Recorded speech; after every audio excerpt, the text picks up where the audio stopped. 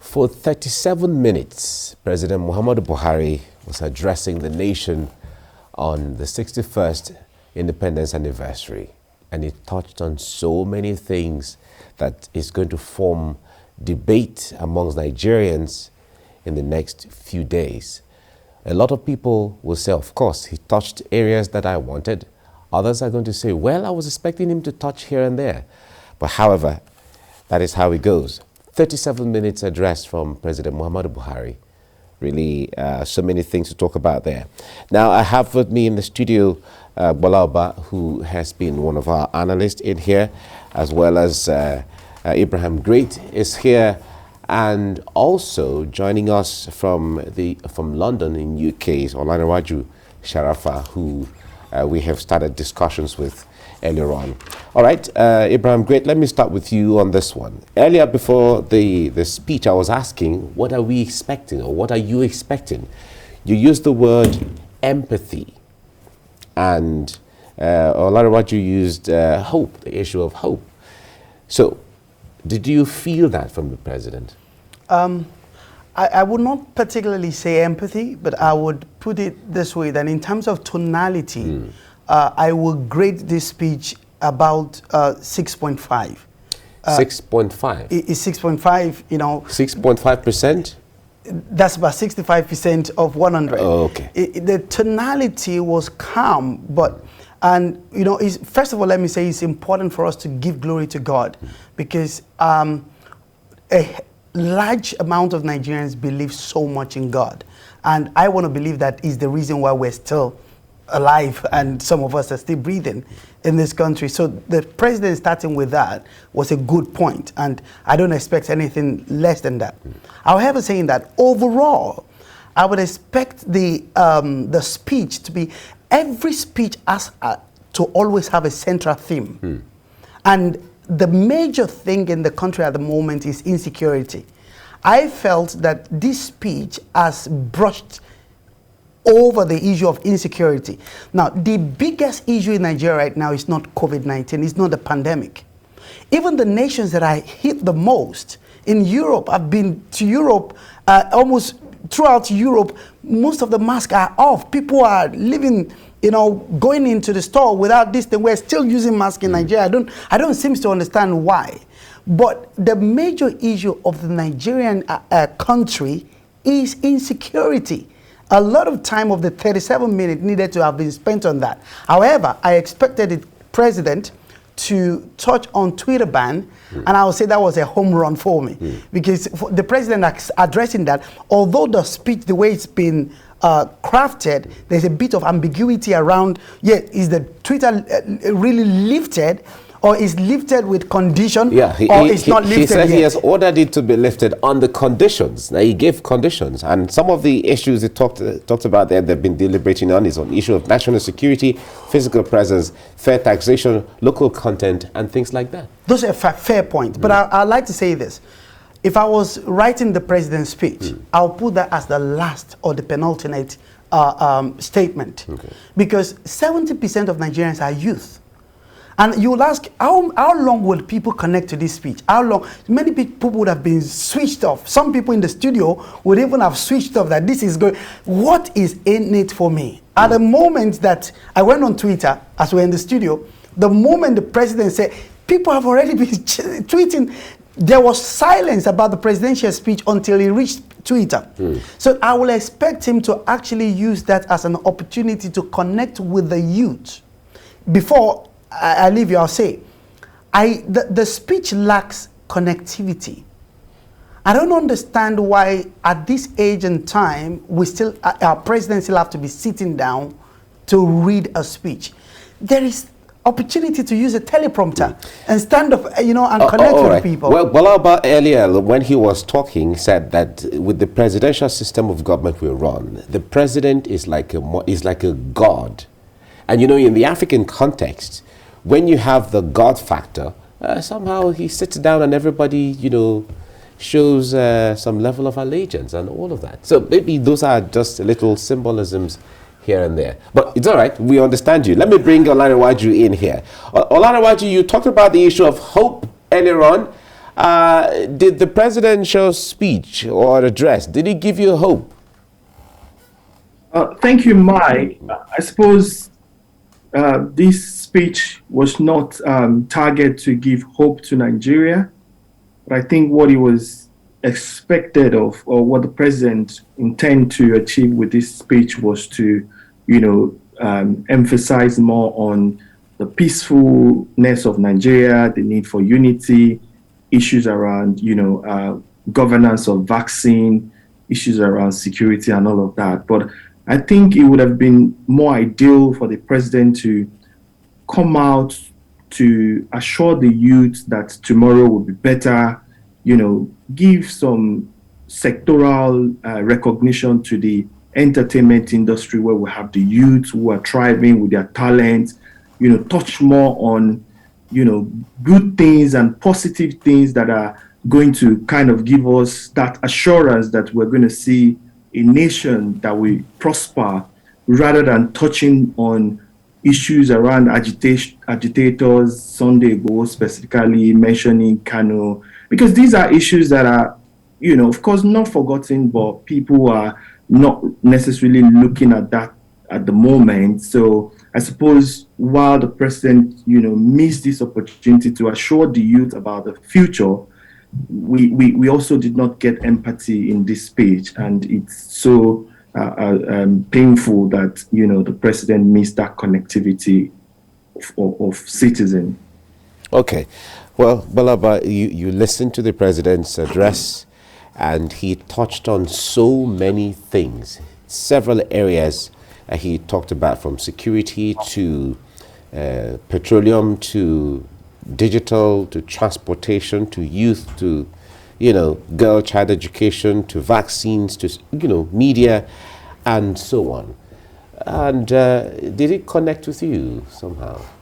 Let me start by saying that my colleague in the studio said something that I think I must speak to, and that is the fact that he has recently visited Europe and that people are no longer using face mask. We must be very careful, very, very careful. Non-pharmaceutical measures, such as using face mask, are still very, very, very important. Reason is that the virus is still there and people are still dying. And the unfortunate part of it regarding the virus is the fact that variants are emerging.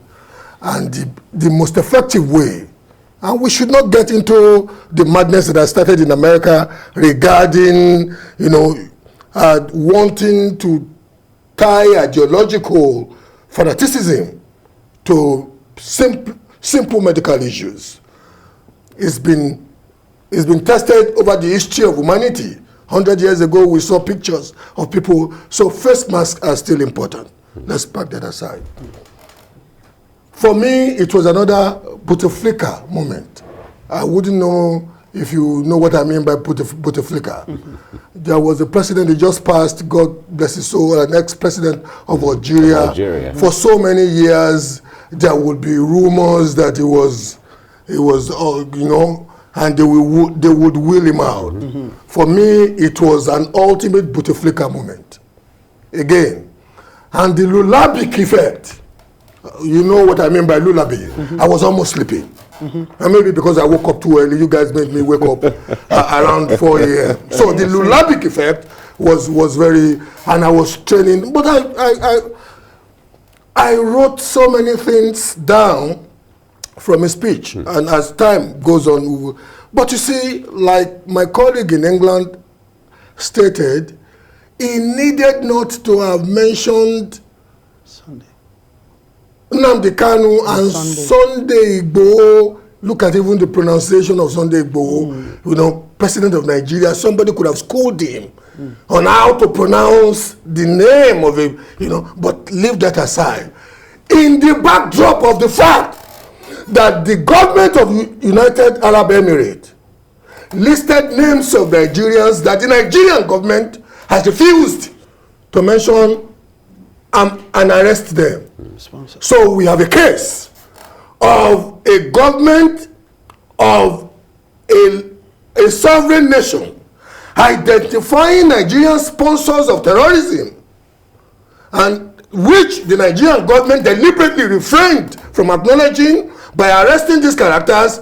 But our president, when he was addressing us, was mentioning somebody in the National Assembly that was supposedly sponsoring either of these two characters, Sunday Igboho or Nnamdi Kanu. And that tells from reports, we hear that the reports credited to the presidency said they're not interested in naming and shaming, but prosecution.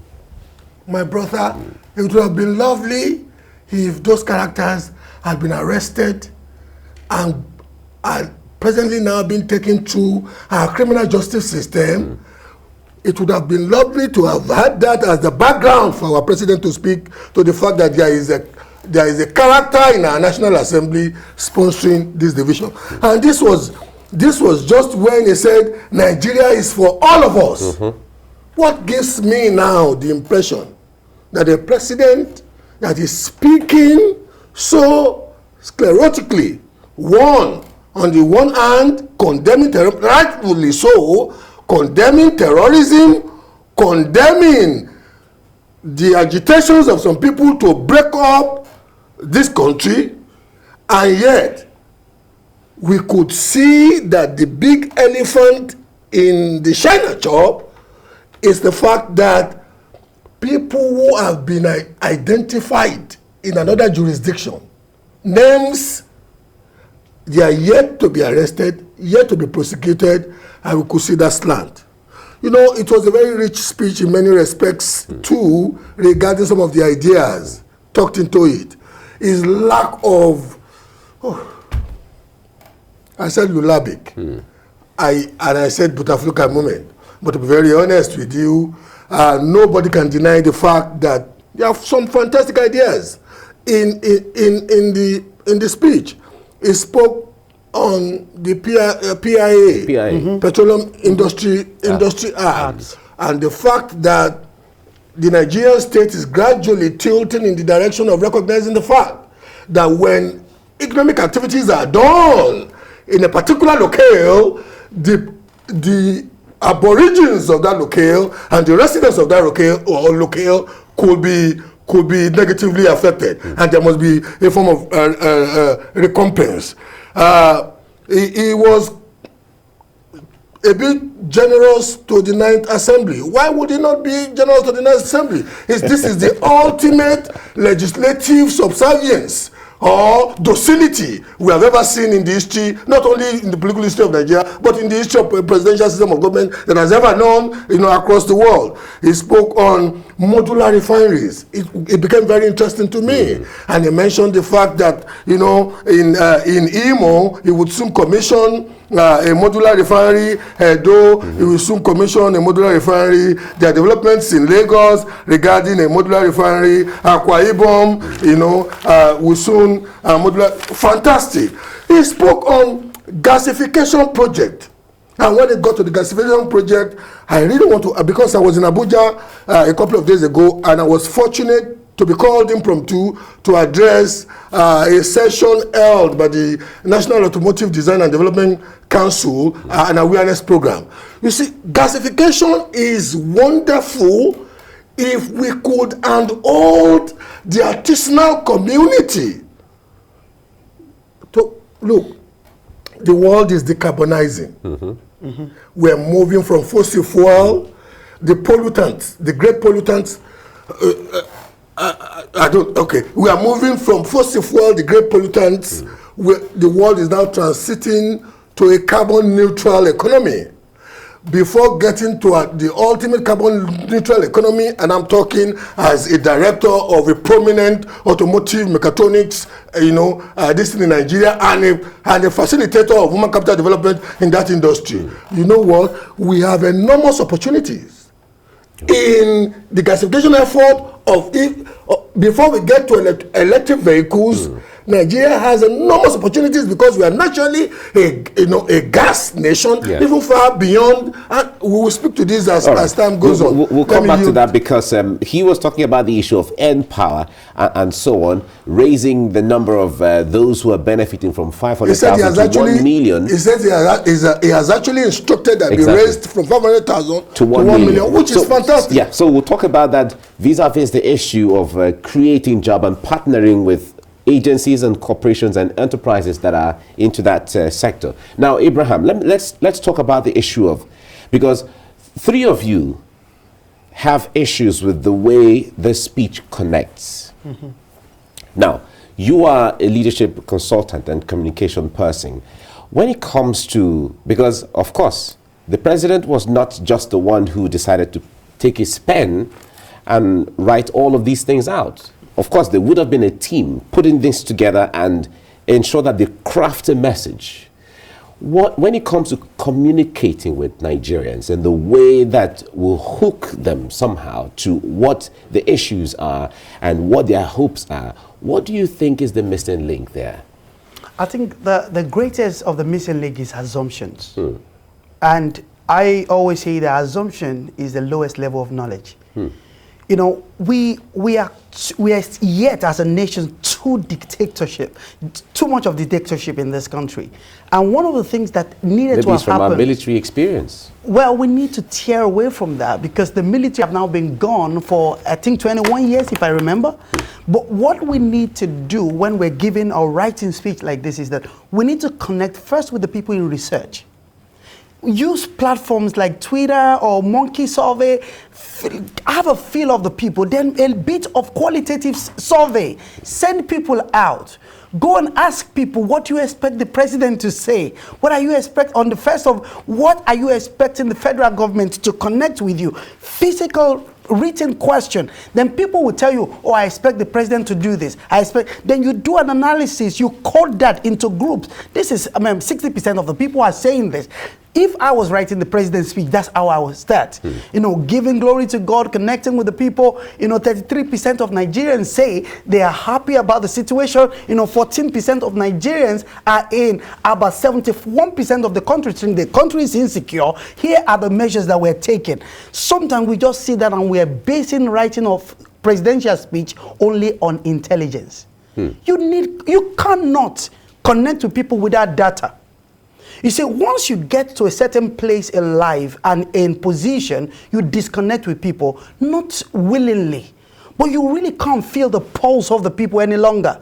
And that is why research and development. I'll give you an example. The president was talking about a pharmaceutical independence. And I don't see how that is happening because with the last I checked on the Nigerian budget, there is very little effort to really improve research and development in this country. And without research and development, how do we become the giant of Africa? How do we develop? At this point, we're still importing vaccine from abroad. But we are intellectuals. We have Nigerian doctors. But isn't that what he's saying, that we're looking for our own measures now to see how we can develop research locally and become independent? It's one thing to write speech and say those things. It's another thing for us to actually take pragmatic steps to make those things happen. And you feel those in the national budget. You feel that in the way the president addressed the nation. I wouldn't need a 37-minute speech from the president if the president can focus on the core thing, like insecurity and the health of the people. All right. Olaribaju, just in 2 minutes before we go to top of the hour, what is your take home from the president's speech for you? What makes it for you? Mike, thank you so much for coming back to me, and I love the fact that you questioned the methodology of how the president's speech emerged, and I think you're very correct. The president's speech today has exposed our nation that we have we have weak institutions. We have problem with regards to our institution. This is just an evidence that we have a very weak institution. The presidential speech is not coming from an institutional perspective. One of the strong corporate governance theory or theories in governance is institutional theory. I'm very sure that some of the ministers of the president will be highly disappointed in how the president have actually give account of, his stewardship today.